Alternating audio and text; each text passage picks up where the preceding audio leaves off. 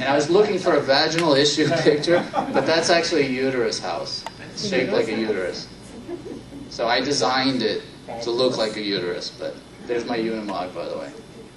So that's the uterus house, and it's really designed like a uterus, and my builders used to talk about, well, your cervix is 20, almost done, and it was pretty fun. I got these big workers talking about cervix. Okay, so vaginal issues. Obviously, we see this a lot. There's problems. We have to define where the problem is, and so we'll often talk about, is it introidal dyspareunia, so getting in, is the vagina too tight, is it sensitive, is it tearing? This is common because if you think about the whole vagina, the first third of the vagina has most of the sensation. It's a different nerve group, and so they'll feel it more. If up there they kind of get bumped or irritated, it's a different kind of sensation, but anatomically, the introitus we talk about, just inside the vagina is really sensitive. Herpes can do this. Shingles, we're seeing a lot more shingles lately. I don't know what's going on in Southern Oregon, but I saw one just the other day. And shingles are really sensitive. It's no fun. That's not fun. Vaginitis, real common. Contact dermatitis, we see a fair amount in the older women, which means they run around all day, they have a pad on because they're afraid of urine loss, etc., and then they get a reaction to the pad. So this can get in the way of sex. Real common. What other vaginal issues? Oh, we have a lot of ladies, sounds kind of funny for those of you who are not in the business, people's parts are falling out. Okay? They come in and their parts are hanging out. So there's a gadget called a pessary that they pop in there and it holds everything in place. Yeah, pessaries are common. But how are you going to have sex with that thing in there? Okay? So these are kind of issues that, yeah, probably the wrong lecture. Thank you. I think she was about 14. So these are vaginal issues, and again, we deal with it because it's so common.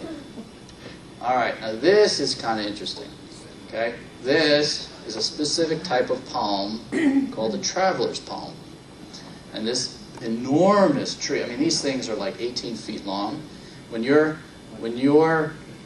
going by an island and you're looking for some land, this is the first thing you used to see, and they called it traveler palm.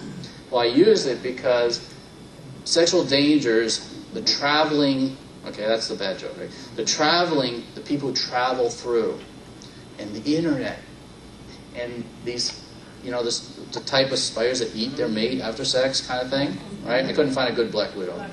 This one came from Peru. We found them laying around somewhere. Sexual dangers are a problem. And I had to get into some not-so-happy things when I was researching this book, like elder abuse. And just so you know, rape is not it's not sex. It's a power thing. And so people say, why would you have sex with a 93-year-old? You talk to the guy who perpetrated it.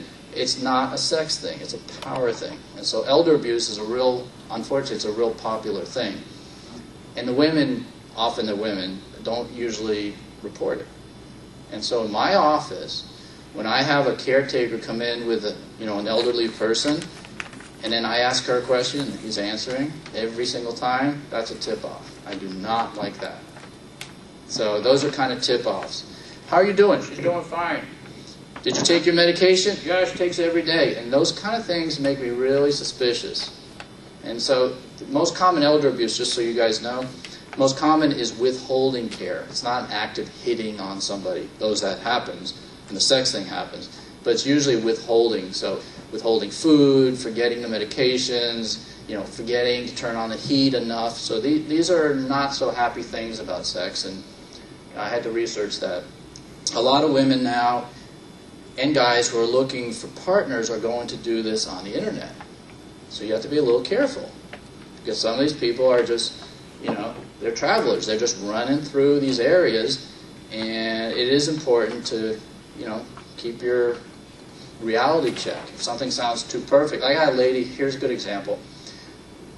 Her mom asked me really a bizarre question. It turns out that her 42-year-old daughter found a guy online who loves her, and it's just, he wants to marry her. Slight problem. He's 25. His name is Faid El Hamoud whatever from Algeria, and he tells her to fly to see him all the time because he loves her so much and he's too busy. And she's gone 4 times to Algeria, And I think money's starting to change hands, unidirectional. You know, these are scary things. I think there's, I mean, that doesn't sound real healthy to me. So anyway, sexual dangers happen all the time. Be alert. So where do people find partners? 1/3 of the time it's somebody set you up that you know. That's okay, right? They know you, they know the other person, and their own reputation is at stake. So that tends to work fairly well. 1/3 of the time, it's probably 1/3 of the time it's at work. So a lot of retirees obviously don't work, but they're meeting people in social context. But they may not have that as much. So where are they going to find it? So they look for alternatives. What I tell most women where to find a partner is to go somewhere, safe environment, with like-minded individuals. Let's say you love crocheting. Okay, go to a crochet club. Maybe there's a guy there, I don't know. Yeah. What about if, like we have a mushroom club in Southern Oregon, we used to. You know, the Mensa people, you know, if you like chess, if you like, I mean, go somewhere where people have similar interests. We got one lady, she keeps on finding bad partners. Well, she goes to the bar. I mean, come on. I mean, you know, think about where you want to meet somebody. We got one lady hasn't figured it out yet. She's on her 9th husband. Okay? Well, she did, well, not the right way. Maybe she's a traveling danger. Yeah. Well, she married one guy twice, so maybe 8. Okay, so this is a humal, and this we made up before Burning Man. And these are other issues. What if you're different? What if you're into kinky stuff? I got an email the other day. Somebody said they were into kinky stuff. So I put some kinky stuff in there. Okay? So a huimal, there's only 60 of these animals left in the world. Okay? And we found one there. You can actually see the little tag on the ear. So how is this poor little animal going to reproduce? I mean, there's just not that many out there. So what if you are a lesbian who likes latex and Jell-O? Well, you know, it's going to be hard to find another partner like that. And so we talk about it, and we try to find people, let themselves find each other. The internet is good for that. Actually, it does help, but be careful. You know, there's a lot of dangers out there. So that I wanted to put the extra other issues because sex is not just male and female. Sometimes it's male-male, it's male, female, or all sorts of permutations. Like last year I did that gender talk here, and there really are permutations. And so normal may not be normal to one person, it may be perfectly acceptable to another person. So now I'm going to get some questions. We could start live, and then I'll look at some of these papers if nobody wants to tell me about their friends. Oh, my website, of course.